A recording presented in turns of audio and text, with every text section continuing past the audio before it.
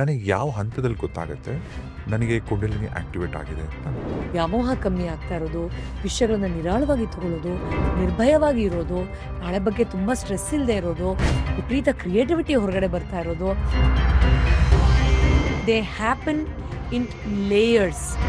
ಎಷ್ಟು ರೆಡಿ ಇದ್ದೀನಿ, ಎಷ್ಟು ಓಪನ್ ಇದ್ದೀನಿ, ಎಷ್ಟು ಆ ಪೊಟೆನ್ಷಿಯಲ್ನ ಬೇರ್ ಮಾಡುವಂಥ ಕೆಪಾಸಿಟಿ ನನಗಿದೆ, ಅದರ ಮೇಲೆ ಅದು ಎಷ್ಟು ಜಾಗೃತ ಆಗುತ್ತೆ, ಎಷ್ಟು ಮಟ್ಟಿಗೆ ಆಗುತ್ತೆ ಅನ್ನೋದು ಡಿಫರ್ ಆಗತ್ತೆ ಅನ್ನೋದು ಸಿಗ್ತದೆ.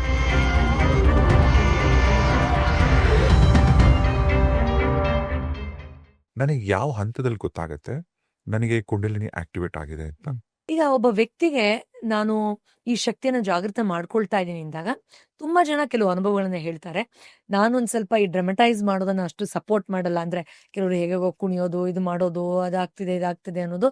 ಇದು ಒಬ್ಬ ಗುರು ಕುಂಡಲಿನಿ ಅವೇಕನಾಗಿ ಈ ತರ ಎಲ್ಲ ಆಗತ್ತೆ ಅಂತ ಹೇಳ್ಬಿಟ್ಟಾಗ ಅವ್ರ ಮೇಲೆ ಸಿಕ್ಕಾಪಟ್ಟೆ ಗೌರವ ಭಕ್ತಿ ಇದ್ದಾಗ ಅಥವಾ ಅವರಿಂದ ಒಳ್ಳೇದಾದಾಗ ಹೀಗೆ ಆಗ್ಬೇಕು, ಆಗ್ತಾ ಇದೆ ಅಂತ ಸಬ್ ಕಾನ್ಶಿಯಸ್ಲಿ ಅದನ್ನ ಅದು ಕ್ರಿಯೇಟ್ ಮಾಡ್ಕೊಳುತ್ತೆ. ಅಥವಾ ಇನ್ನೊಬ್ರು ಯಾರೋ ಹಾಗೆ ಆಡ್ತಾ ಇರೋದು ನೋಡಿ ನನಗೂ ಆಗ್ತಾ ಇದೆ ಅಂತ ಹೇಳುತ್ತೆ.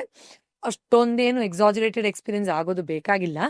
ಆದರೆ ನಾನು ಆಗ್ಲೇ ಹೇಳ್ದಾಗೆ ವ್ಯಾಮೋಹ ಕಮ್ಮಿ ಆಗ್ತಾ ಇರೋದು, ವಿಷಯಗಳನ್ನ ನಿರಾಳವಾಗಿ ತಗೊಳ್ಳೋದು, ನಿರ್ಭಯವಾಗಿ ಇರೋದು, ನಾಳೆ ಬಗ್ಗೆ ತುಂಬಾ ಸ್ಟ್ರೆಸ್ ಇಲ್ಲದೆ ಇರೋದು, ವಿಪರೀತ ಕ್ರಿಯೇಟಿವಿಟಿ ಹೊರಗಡೆ ಬರ್ತಾ ಇರೋದು, ಮತ್ತೆ ಪ್ಲೆಷರ್ ಅಡಿಕ್ಷನ್ ಇರಲ್ಲ.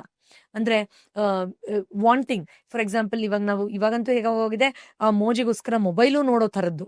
ಕೆಲವರೆಲ್ಲ ಬೇರೆ ಬೇರೆ ಇಂಟೆಲಿಜೆನ್ಸ್ ಅಲ್ಲಿ ಹೋಗ್ತಾರಲ್ವಾ, ಅದು ಡ್ರಗ್ಸ್ ಇರ್ಬೋದು ಅಥವಾ ಫಿಸಿಕಲ್ ಕಾಂಟ್ಯಾಕ್ಟ್ ಇರ್ಬೋದು.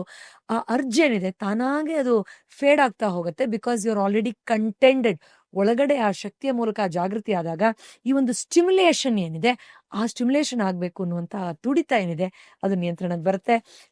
ಬೇರೆಯವ್ರ ಬಗ್ಗೆ ಸಹಜವಾದ ಒಂದು ಅನುಕಂಪ, ಅವ್ರಿಗೂ ಒಳ್ಳೇದಾಗ್ಲಿ ಅನ್ನುವಂತ ಆಶೀರ್ವಾದ ಮನೋಭಾವನೆ, ಅಥವಾ ಯಾವುದೇ ಆಕ್ಚುಯಲ್ ಫಿಸಿಕಲ್ ಒಂದು ಐಟಮ್ ಅಥವಾ ಮೆಟೀರಿಯಲಿಸ್ಟಿಕ್ ಇದಿಲ್ಲದೆ ಹಾಗೆ ಸಹಜವಾಗಿ ಆನಂದವಾಗಿರುವಂತಹ ಒಂದು ಕ್ಲಾರಿಟಿ, ಒಂದು ಬ್ಲಿಸ್ ಎಲ್ಲ ಓಪನ್ ಆಗ್ತಾ ಹೋಗುತ್ತೆ. ಅಂಡ್ ಇದು ಜ್ಞಾನವೂ ಕೂಡ ಜೊತೆಯಲ್ಲಿ ಕೊಡೋದ್ರಿಂದ ಆ ಒಂದು confirmation. In fact universe is very kind. ಅವಾಗಲೇ ನಾವು ಸಿಂಕ್ರಾನಿಸಿಟಿ ಬಗ್ಗೆ ಎಲ್ಲ ಮಾತಾಡ್ತಾ ಇದ್ವಲ್ಲ ಸರ್. ಸೊ ಸಾಕಷ್ಟು ಜನ ಬಂದು ಹೇಳ್ತಾರೆ that awakening is happening. It is ಅಥವಾ ಸಡನ್ ಆಗಿ ನಿಮಗೆ ಆ ಥರದ್ದೇ ಒಂದು ಅನುಭವದ್ದು ಸಿಮಿಲಾರಿಟೀಸ್ ಏನ್ ನೀವು ಓದಿರ್ತೀರಾ ಅಥವಾ ಕೇಳಿರ್ತೀರಾ ಅದಾಗೋದು, ಅಥವಾ ತುಂಬಾ ಕ್ಲಿಯರ್ ಆಗಿ ನಿಮ್ಮ ಟೀಚರ್ಸ್, ಮೆಂಟರ್ಸ್, ಗೈಡ್ಸ್ ಅಥವಾ ಬೆಸ್ಟ್ ಫ್ರೆಂಡ್ಸ್ ಅಥವಾ ತುಂಬಾ ಆಪ್ತರು ಇಲ್ಲ ನಿನ್ನಲ್ಲಿ ಬದಲಾವಣೆ ಆಗಿದೆ, ನಿನ್ನಲ್ಲೊಂದು ತೇಜಸ್ ಇದೆ, ನೀನ್ ಬಂದ ತಕ್ಷಣ ಏನೊಂದು ಶಿಫ್ಟ್ ಕಾಣುತ್ತೆ, ನಿನ್ನಲ್ಲೊಂದು ಆರಾ ಇದೆ, ನೀನ್ ಬಂದಾಗ ಒಂದು ಪ್ರೀತಿ ಫೀಲ್ ಆಗುತ್ತೆ, ಒಂಥರ ರಿಲ್ಯಾಕ್ಸ್ ಆಯ್ತು ನೀನ್ ಬಂದ ತಕ್ಷಣ, ಈ ಥರದ್ದು ಕೂಡ ಅನುಭವಗಳನ್ನ ಹೇಳ್ತಾ ಹೋಗ್ತಾರೆ. ಬಟ್ ಅಫ್ಕೋರ್ಸ್ ಇದಕ್ಕೆ ನಾವು ಮತ್ತೆ ಅಟ್ಯಾಚ್ ಆಗಬಾರ್ದು. But these are some of the things that will definitely experience. ಈಗ ನೀವು ಕುಂಡಲಿನಿ ಅವೇಕನಿಂಗ್, ಈಗ ನೀವು ಫಸ್ಟ್ ಯಾವಾಗ ಇದ್ರ ಬಗ್ಗೆ ನೀವು ತಿಳ್ಕೊಂಡಿತ್ತು, ಅಂದ್ರೆ ನಿಮ್ ಜರ್ನಿ ಹೇಗಿತ್ತು? ಈ ಪರ್ಸನಲ್ ಎಕ್ಸ್ಪೀರಿಯನ್ಸ್ ಬಗ್ಗೆ ಯಾರು ಏನ್ ಅನ್ಕೊಳ್ತಾರೋ ಗೊತ್ತಿಲ್ಲ. ಬಟ್ ಇದು ನನ್ನ ಪರ್ಸನಲ್ ಎಕ್ಸ್ಪೀರಿಯನ್ಸ್, ನಾನು ಇದನ್ನ ಹೇಳಲೇಬೇಕು ಅಂತ ಹಂಚ್ಕೊಳ್ತಾ ಇದ್ದೀನಿ. ಅಫ್ಕೋರ್ಸ್ ಇದು ಮತ್ತೆ ಇದೇ ತರ ತಮ್ರೂಲ್ ತರ ಎಲ್ರಿಗೂ ಇರಬೇಕು ಅಂತ ಏನಿಲ್ಲ. ನಾನು ಇದನ್ನ ತುಂಬಾ ಕ್ಲಿಯರ್ ಆಗಿ ಅನುಭವಿಸಿರುವಂತದ್ದು. ನಾನು ಆಸ್ ಎ ಥೆರಪಿಸ್ಟ್ ಸುಮಾರು 15 ವರ್ಷಗಳಿಂದ ನಾನು ನನ್ನ ಫೀಲ್ಡ್ ಅಲ್ಲಿ ಇದ್ದೀನಿ. ಅದಕ್ಕಿಂತ ತುಂಬಾ ವರ್ಷಗಳ ಮುಂಚೆಯಿಂದಾನೆ ತುಂಬಾ ಚಿಕ್ಕ ವಯಸ್ಸಲ್ಲಿ ಆಧ್ಯಾತ್ಮದ ಒಲವು ಎಲ್ಲ ಬಂದಿದ್ರಿಂದ ಈ ಫೀಲ್ಡ್ ಅಲ್ಲಿ ತುಂಬಾ ಡೀಪ್ ಆಗಿ ಬೇಕು ಅಂತ ಇಂಡಲ್ಜ್ ಆಗ್ಬೇಕು ಅಂತಾನೆ ಒಂದಷ್ಟು ಕ್ರಿಯೆಗಳನ್ನ ನಾನು ಸುಮಾರು ವರ್ಷಗಳಿಂದ ಮಾಡ್ತಾ ಬರ್ತಾ ಇದ್ದೆ. ಒಮ್ಮೆ ತಿರುವಣ್ಣಾಮಲೆಯಲ್ಲಿ ಅರುಣಾಚಲೇಶ್ವರನ ಬೆಟ್ಟದಲ್ಲಿ ವಿರೂಪಾಕ್ಷ ಕೇವಲ್ಲಿ ನಾನು ಧ್ಯಾನ ಮಾಡ್ತಾ ಇರ್ಬೇಕಾದ್ರೆ ಒಂದು ಅಬ್ಸಲ್ಯೂಟ್ ಕ್ಲಾರಿಟಿ ಸಿಕ್ತು. ಇದು ಒನ್ ಟೈಮ್ ಇವೆಂಟ್ ಅಲ್ಲ, ಏನೋ ಒಂದು ಸಂಭವಿಸ್ಬಿಡ್ತು ಆಗೋಯ್ತು ಅನ್ನೋದು ಖಂಡಿತ ಅಲ್ಲ. They happen in layers. ಅಂದ್ರೆ ನಾನು ಈ ಲೈಫ್ ಟೈಮಲ್ಲಿ ಅದಕ್ಕೆ ಎಷ್ಟು ತಯಾರಾಗಿದ್ದೀನಿ, ಎಷ್ಟು ರೆಡಿ ಇದ್ದೀನಿ, ಎಷ್ಟು ಓಪನ್ ಇದ್ದೀನಿ, ಎಷ್ಟು ಆ ಪೊಟೆನ್ಷಿಯಲ್ನ ಬೇರ್ ಮಾಡುವಂಥ ಕೆಪಾಸಿಟಿ ನನಗಿದೆ, ಅದರ ಮೇಲೆ ಅದು ಎಷ್ಟು ಜಾಗೃತ ಆಗುತ್ತೆ, ಎಷ್ಟು ಮಟ್ಟಿಗೆ ಆಗುತ್ತೆ ಅನ್ನೋದು ಡಿಫರ್ ಆಗತ್ತೆ ಅನ್ನೋದು ಸಿಕ್ತು. ಯಾಕೆಂದ್ರೆ ಇದು ಈಗ ಹೇಗೆ ತಲೆ ಕೂದಲಿದೆಯೋ ಆ ಥರ ಸಾವಿರಾರು ಲೇಯರ್ಸ್ ಅಲ್ಲಿ ಎಳೆ ಎಳೆಯಾಗಿ ಒಂದು ಮೇಟ್ರಿಕ್ಸ್ ಅಲ್ಲಿ, ಅಂದ್ರೆ ಲೆಟ್ಸ್ ಸೇ ಸುಮ್ಮನೆ for the sake of understanding ಹೇಳ್ತಾ ಇದ್ದೀನಿ, let's say 3 into 4 every 12 years ಅನ್ನೋ ಥರನೋ, ಸುಮ್ಮನೆ in the segment of 3 in categories of 4 and 4 every so and so years, ಈ ಥರ ನಾವು ಒಂದು ಮೇಟ್ರಿಕ್ಸ್ನ ಅರ್ಥ ಮಾಡ್ಕೊಳ್ತಾರ ಒಂದು ಫಾರ್ಮುಲಾನ. ಆ ಥರ ಇದು ಹಂತ ಹಂತವಾಗಿ the way I am prepared. Of course ಇದು ಫಿಕ್ಸ್ಡ್ ಅಲ್ಲ, it's a dynamic process. So ಅದು ತಾನಾಗೆ ಅದು ಅವೇಕನ್ ಆಗ್ತಾ ಹೋಗುತ್ತೆ. ಅಂಡ್ ಇದು ನಿರಂತರ ಅನ್ನೋದು ಕೂಡ ಅನುಭವಕ್ಕೆ ಬಂತು. ಅಂದ್ರೆ ಇದು ಹೀಗೇ ಇದೇ ಪ್ರೋಟೋಕಾಲ್ ಫಾಲೋ ಮಾಡ್ಬೇಕು ಅಂತ ಏನೂ ಇಲ್ಲ. ಯಾಕಂದ್ರೆ ಎಷ್ಟೋ ಸತಿ ಎದೆಯಲ್ಲಿ ಢಕ್ ಅಂತ ಅದೊಂದು ಓಪನಿಂಗ್ ಆಗಿ ಡಿವೈನ್ ಲವ್ ಇಂದ ಆ ಜಾಗೃತಿ ಆಗಬಹುದು. ಅವ್ರಿಗೆ ಇದೆಲ್ಲ ಸೊಫಿಸ್ಟಿಕೇಟೆಡ್ ಪ್ರೊಸೀಜರ್ಸು ಬೇಕಾಗದೇ ಇರಬಹುದು. ಆ ಸರಳತೆಯಲ್ಲೇ ಜಾಗೃತಿ ಆಗಬಹುದು. ಸೊ ಅದರಿಂದ ಅದು ನನಗೆ ತುಂಬಾ ಸ್ಪಷ್ಟವಾಗಿ ಗೊತ್ತಾಯ್ತು that it is a continuous process. ಹಂತವಾಗಿ ಎಳೆಯಾಗಿ ಇದು ಓಪನ್ ಆಗ್ತಾ ಹೋಗುತ್ತೆ ಅಂತ. ಇದ್ರ ಜೊತೆಯಲ್ಲಿ ನಾನು ಇನ್ನೊಂದು ವಿಷಯ ಹೇಳಕ್ ಇಷ್ಟಪಡ್ತೀನಿ ಸರ್. ಈಗ ಈ ಜಾಗೃತಿಯನ್ನು ನಾವು ಸರಿಯಾಗಿ ಉಪಯೋಗಿಸ್ಕೊಳ್ದೇ ಇದ್ರೂ ಕೂಡ ಅದು ಮತ್ತೆ ಡೌನ್ವರ್ಡ್ ಆಗಿ ಅಥವಾ ಅಲ್ಲೇ ನಿಂತು ಅಥವಾ ಯೂಸ್ ಆಗದೇನೂ ಇರಬಹುದು.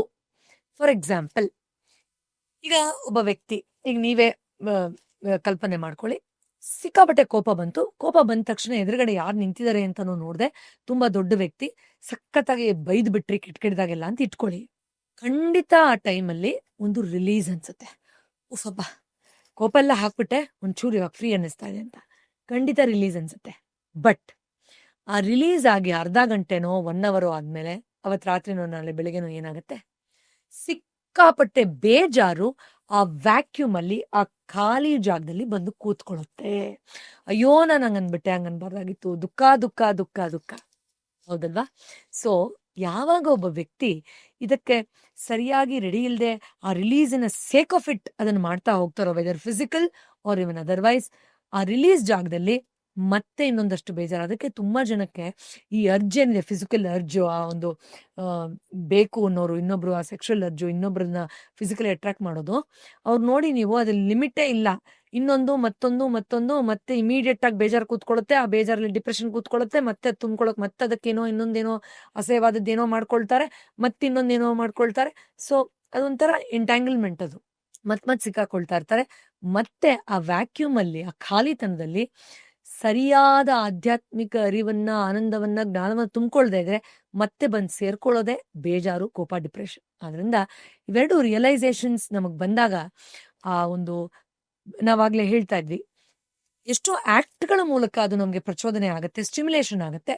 ಆ ಸ್ಟಿಮ್ಯುಲೇಷನ್ ನ ಸರಿಯಾಗಿ ನಾವು ಉಪಯೋಗಿಸ್ಕೊಂಡಾಗ ಸುಲಭವಾಗಿ ಆ ಆನಂದದ ಮಾರ್ಗವನ್ನ, ಅಪ್ವರ್ಡ್ ಸರ್ಜನ್ ನಾವು ಎಕ್ಸ್ಪೀರಿಯನ್ಸ್ ಮಾಡಕ್ಕೆ ಸಾಧ್ಯ. ಈಗ ಯಾರಾದ್ರೂ ಒಬ್ಬರು ಕಾಮನ್ ಮ್ಯಾನ್ ಕುಂಡಲಿನಿ ಅವೇಕನಿಂಗ್ಗೆ ಅವ್ರಿಗೆ ಇಂಟ್ರೆಸ್ಟ್ ಇತ್ತು, ಅವ್ರು ಏನಾದ್ರು ಮಾಡ್ಕೊಬೇಕು, ಈ ಪ್ರೋಸೆಸ್ ರೆಡಿ ಆಗ್ಬೇಕು ಅಂದ್ರೆ ಏನೆಲ್ಲ ಮಾಡ್ಬೇಕು ಅವರು? ಇದು ತುಂಬಾ ಬ್ಯೂಟಿಫುಲ್ ಕ್ವೆಶನ್ ಸರ್. ಯಾಕೆಂದ್ರೆ ಒಬ್ಬ ಸಾಮಾನ್ಯ ಮನುಷ್ಯನಿಗೆ ಗುರು ಮಾರ್ಗದರ್ಶನ ಇಲ್ಲದೆ, ಆ ಪ್ರೋಟೋಕಾಲ್ ಫಾಲೋ ಮಾಡದೆ ಇದನ್ನ ಮಾಡಿ ಅಂತ ಹೇಳೋದು ಖಂಡಿತ ನಮ್ದು ತಪ್ಪಾಗತ್ತೆ. ಆದ್ರೆ ನಾನು ಆಗ್ಲೇ ಹೇಳ್ದಾಗೆ ಬಿ ಪ್ರಿಪೇರ್ಡ್, ರೆಡಿ ಆಗಿರಿ. You never know when your soul is ready for the initiation. ಅಥವಾ ನಾನು ಆಗ್ಲೇ ಹೇಳ್ದಾಗೆ ಇದೊಂದು ಕಂಟಿನ್ಯೂಸ್ ಪ್ರಾಸೆಸ್. ಸೊ ಎಳೆಯಾಗಿ ಅದು ಸೂಕ್ಷ್ಮವಾಗಿ ಜಾಗೃತವಾಗುತ್ತೆ. ಆಮೇಲೆ ಅದಕ್ಕೆ ಅಂತಾನೆ ಇಂಟೆನ್ಸ್ ಇದು ಮಾಡಿದಾಗ ನಿಮ್ಗೇನು ಅಡೆತಡೆಗಳಾಗಲ್ಲ, ಅಲ್ಲಿ ಏನು ಶಾರ್ಟ್ ಸರ್ಕ್ಯೂಟ್ಸ್ ಆಗಲ್ಲ, ಬ್ಲಾಕೇಜಸ್ ಆಗಲ್ಲ. ಗ್ರೇಸ್ಫುಲ್ ಆಗಿ ನೀವು ಅದನ್ನ ಎಕ್ಸ್ಪೀರಿಯನ್ಸ್ ಮಾಡಬಹುದು. ಸೊ ಒಬ್ಬ ಸಾಮಾನ್ಯ ಮನುಷ್ಯನಿಗೆ ನಾನು ಹೇಳೋದಿಷ್ಟೇ, ಇದನ್ನ ಎಷ್ಟು ಒಂದು ರೂಲ್ಸ್ ತರ ಬೇಕಾದ್ರೆ ಬರ್ಕೊಳ್ಳಿ, ನೆನ್ಪಿಟ್ಕೊಳ್ಳಿ. ಈಟ್ ಲೈಟ್, ಹೆವಿ ಆಹಾರವನ್ನು ತಗೊಳ್ಬೇಡಿ. ನಿಮ್ಗೆ ಇದನ್ನ ಅನಾವರಣ ಮಾಡಬೇಕು ಅನ್ನೋಂಥ ಒಂದು ಪ್ರಾಮಾಣಿಕ ಆಸೆ ಇದ್ದಿದ್ದೇ ಆದ್ರೆ ಸಾತ್ವಿಕ ಆಹಾರ ಹೆಚ್ಚು ತಗೊಳ್ಳಿ, ಲೈಟ್ ಆಗಿ ತಿನ್ನಿ. ಆ ನಾಲ್ಗೆ ಚಪಲಕ್ಕೆ, ಆ ಪ್ಲೆಷರ್ಗೆ ನೀವು ನಿಮ್ಮ ದೇಹ, ನಿಮ್ಮ ಎನರ್ಜಿ ಬಾಡಿಯನ್ನು ಪಕ್ಕದಲ್ಲಿಟ್ಟು ಏನೋ ಒಂದು ಆಹಾರ ಸೇವನೆ, ವಿಪರೀತ ಶುಗರ್ ಫಾರ್ ಎಕ್ಸಾಂಪಲ್, ಫಿಸಿಕಲ್ ಲೆವೆಲಲ್ಲೂ ಕೆಟ್ಟದು, ಎನರ್ಜಿ ಲೆವೆಲಲ್ಲೂ ಕೆಟ್ಟದು ಅಲ್ವಾ? ಸೊ ಆ ಥರ ಐ ಆಮ್ ಟಾಕಿಂಗ್ ಅಬೌಟ್. ಇನ್ನು ಖಂಡಿತ ಯೋಗಾಭ್ಯಾಸ, ಯಾಕಂದ್ರೆ ನಮ್ಮಲ್ಲಿ ಎಂತೆಂಥ ಅದ್ಭುತ ಯೋಗಗಳಿವೆ.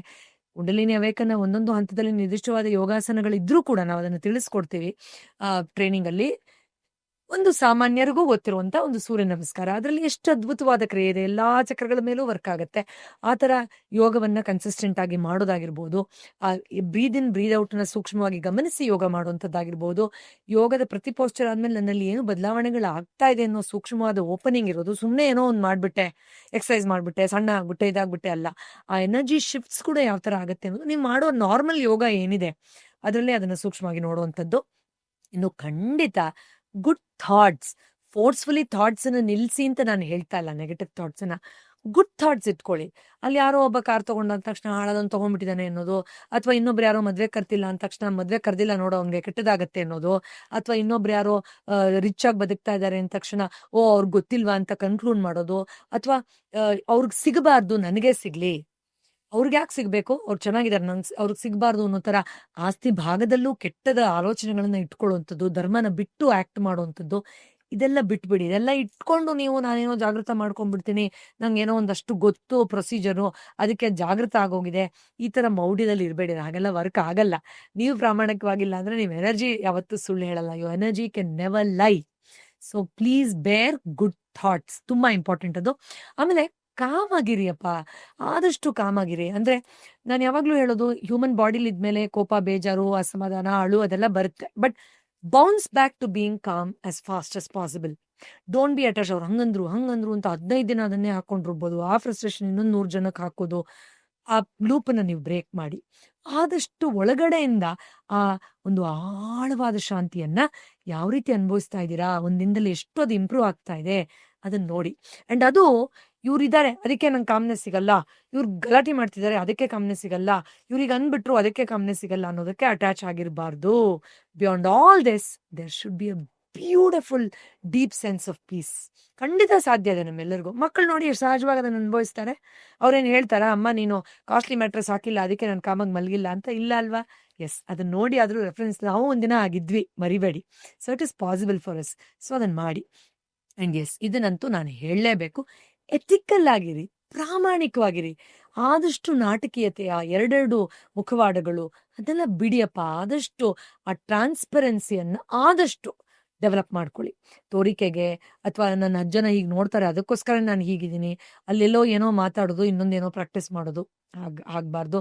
ಸೊ ಅದರಿಂದ be as much as possible be ethical. In fact if you say just be ethical, it's not difficult. ಅಂದರೆ ನೀವು ಏನೋ ಒಂದು ಕ್ಯಾನಿಯಾಗಿ, ಚೀಟಿಂಗಲ್ಲಿ, ಗ್ರೀಡಿನೆಸ್ಸಲ್ಲಿ ಏನೋ ಪಡ್ಕೊಂಡ್ಬಿಡ್ತೀನಿ ಅಂತ ಅನ್ಕೊಳ್ತಿರಲ್ಲ, ಅದಕ್ಕಿಂತ ತುಂಬ ಜಾಸ್ತಿ ಪ್ರಾಮಾಣಿಕವಾಗಿದ್ದು ಪಡ್ಕೊಳ್ಬಹುದು. ಸಮಯ ತಗೊಳ್ಬಹುದು ಅಷ್ಟೇ.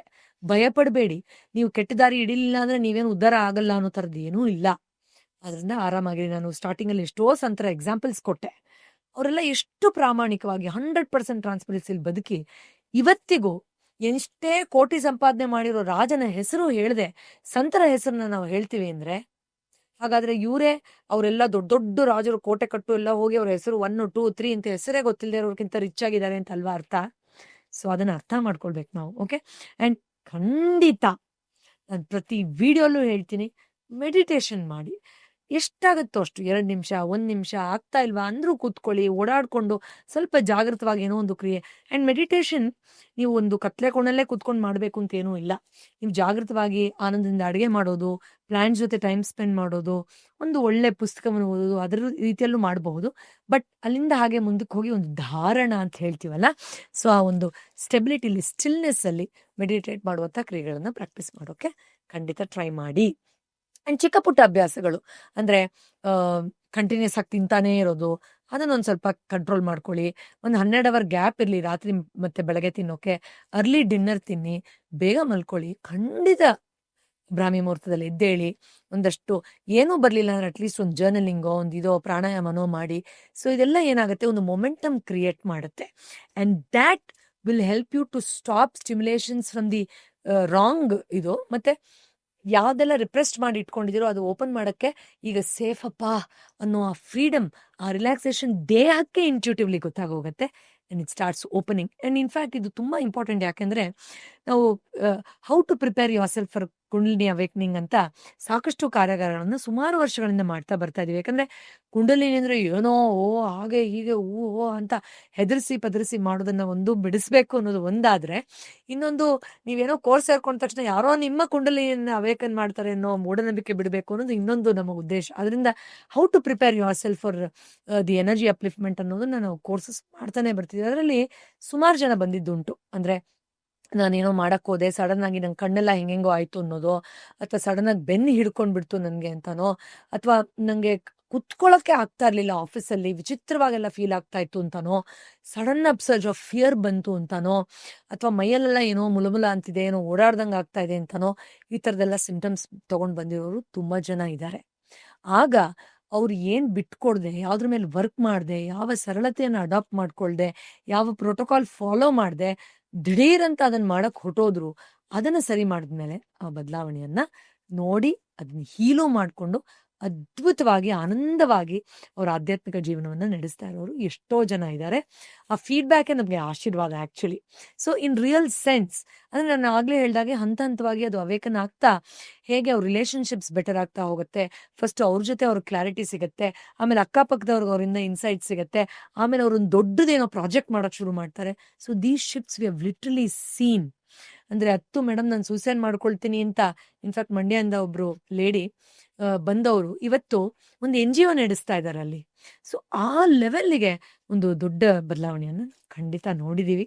So yes, it is possible. Sir, conclusion ಅಂದರೆ ಈ ಟಾಪಿಕಲ್ಲಿ ಒಂದು, ಭಯ ಪಡಬೇಡಿ, ಏನೋ ನಿಗೂಢವಾದದ್ದೆಲ್ಲ ಏನೂ ಆಗಲ್ಲ. ಬಟ್ ಗುರು ಮಾರ್ಗದರ್ಶನ ಇಲ್ಲದೆ ನೀವೇ ಏನೇನೋ ಮಾಡ್ಕೊಳಕ್ಕೆ ಹೋಗಬೇಡಿ. ಪ್ರಿಪ್ರೇಷನ್ ಇಲ್ಲದೆ ನಿಮ್ಮ ಜೊತೆ ನೀವು ಪ್ರಾಮಾಣಿಕವಾಗಿಲ್ಲದೆ ಏನೋ ಒಂದು ಮಾಡ್ಕೊಂಡ್ಬಿಡ್ತೀನಿ ಅಂತ ಮತ್ತೆ ಬೇರೆದೇನೋ ತೊಂದರೆ ಮಾಡ್ಕೊಳಕ್ಕೆ ಹೋಗಬೇಡಿ. ನಿಮ್ಮ ಜೊತೆ ನೀವು ಪ್ರಾಮಾಣಿಕವಾಗಿರಿ. ಹೌದು, ನನಗೆ ಈ ಅಟ್ಯಾಚ್ಮೆಂಟ್ ಇದೆ, ಹೌದು ಈ ಭಯ ಇದೆ, ಹೌದು ಈ ವ್ಯಾಮೋಹ ಇದೆ, ಹೌದು ನಾನು ಇಲ್ಲಿ ಸುಳ್ಳು ಹೇಳ್ತಾ ಇದ್ದೀನಿ, ಈ ಥರ ರಿಫೈನ್ ಮಾಡ್ಕೊಳಕ್ಕೆ ಹೋಗಿ. ಮತ್ತು 100% ಬಿಟ್ಟ ಮೇಲೇ ನಿಮಗೆಲ್ಲ ಜಾಗೃತಿ ಆಗೋದು ಅಂತ ನಾನು ಹೇಳ್ತಾ ಇಲ್ಲ. ನಾನು ಆಗಲೇ ಹೇಳಿದ್ನಲ್ಲ, it happens is a continuous process ಅಲ್ವಾ. ಅದು ಒಂದು ಟೈಮ್ ಸಂಭವಿಸೋ ಸಮಯನೂ ಬರಬಹುದು, ಯಾರಿಗೂ ಗೊತ್ತು. ನೀವು ಒಂದು ಬುದ್ಧ, ಒಂದು ವಿವೇಕಾನಂದ ಆಗೋ ಥರದ್ದು ಒಂದು ಪೊಟೆನ್ಷಿಯಲ್ ಇದ್ದಾನೆ ಹುಟ್ಟಿರ್ಬೋದು. ಆದರೆ ಆ ಕಂಟಿನ್ಯೂಸ್ ಪ್ರಾಸೆಸ್ಗೆ ಬೇಕಾಗೋ ಅಂತ ಒಂದು ಪ್ರಾಮಾಣಿಕ ತಯಾರಿಯನ್ನು ಮಾಡ್ಕೊಳ್ಳಿ. ಇನ್ನು ಒಂದು ಫಾರ್ಮುಲಾ ಕೊಡ್ತೀನಿ. ನಮ್ಮ ವೀಕ್ಷಕರಿಗೆ ಫಾರ್ಮುಲಾ ತುಂಬ ಇಷ್ಟ, ಆ್ಯಂಡ್ ಅದನ್ನು ನಾನು ತುಂಬ ಇಷ್ಟಪಡ್ತೀನಿ. ಯಾಕೆ ಅಂದರೆ ಸರ್, ಅದು ಈಸಿ ರಿಮೆಂಬರ್ ಮಾಡ್ಕೊಳ್ಳೋಕ್ಕೆ. ಇಷ್ಟೆಲ್ಲ ಥಿಯರಿ ನೆನಪಿಲ್ಲದೆ ಇರ್ಬೋದು, ಬಟ್ ಅದೊಂದು ಕೋಡ್ ಕೊಟ್ಟರೆ ಅದು ನೆನಪಾಗುತ್ತೆ. ಸೊ ಕೋಡ್ ಏನಪ್ಪ ಅಂದರೆ PBP. ಯಾವಾಗಲೂ ನೆನಪಿಟ್ಕೋಬೇಕು. ಈ BP ಥರ PBP ಅಂದರೆ ಪ್ಯೂರಿಟಿ ಬಿಫೋರ್ ಪವರ್. ಮೊದಲು ಆ ಪಾವಿತ್ರ್ಯತೆಯನ್ನು ಸಂಪಾದನೆ ಮಾಡ್ಕೊಳ್ಳಿ, ಸ್ಥಾಪನೆ ಮಾಡ್ಕೊಳ್ಳಿ. ಪವರ್ ಆಮೇಲೆ ಬರುತ್ತೆ. ಪವರ್ ಬೇಕು ಅಂತ ಆಸೆ ಪಡೋಕ್ಕಿಂತ ಮುಂಚೆ ನಾನು ಇನ್ನು ಪ್ಯೂರ್ ಆಗಬೇಕು ಅನ್ನೋದೊಂದು ಬರಬೇಕು. Next formula DBD. So BD ಅಂತ ನೆನ್ಪಿಟ್ಕೊಂಡ್ರೆ DBD ಅಂದರೆ ಏನು? Devotion before direction. ನೀವು ಒಳಗಡೆ ಆ ಅಧ್ಯಾತ್ಮವನ್ನು ಮೊದಲು ಸ್ಥಾಪನೆ ಮಾಡಿಕೊಂಡ್ರೆ ಯಾವ ಡೈರೆಕ್ಷನ್ ಅದು ಹೋಗಬೇಕು ಅನ್ನೋ ತೋರಿಸುತ್ತೆ. ಹೆಂಗೆ ಹೋಗ್ಬೇಕು, ಏನು ಮಾಡಬೇಕು ಅನ್ನೋ ಆ ಎಕ್ಸ್ಪೀರಿಯನ್ಸ್ ಸೀಕಿಂಗ್ ಅಲ್ಲ. ನೀವು ಫಸ್ಟು ಒಳಗಡೆ ಆ ಡಿವೈನ್ ಡಿವೋಷನ್ ಸ್ಥಾಪನೆ ಮಾಡ್ಕೊಳ್ಳಿ. ಆಗ ಡೈರೆಕ್ಷನ್, ಕರೆಕ್ಟ್ ಆದ ಮಾರ್ಗದರ್ಶಕರು, ವರ್ಕ್ಶಾಪು, ಮೆಂಟರ್ಸು, ಗೈಡ್ಸು ತಾನೇ ಡೈರೆಕ್ಷನ್ ತೋರಿಸ್ತಾ ಹೋಗುತ್ತೆ.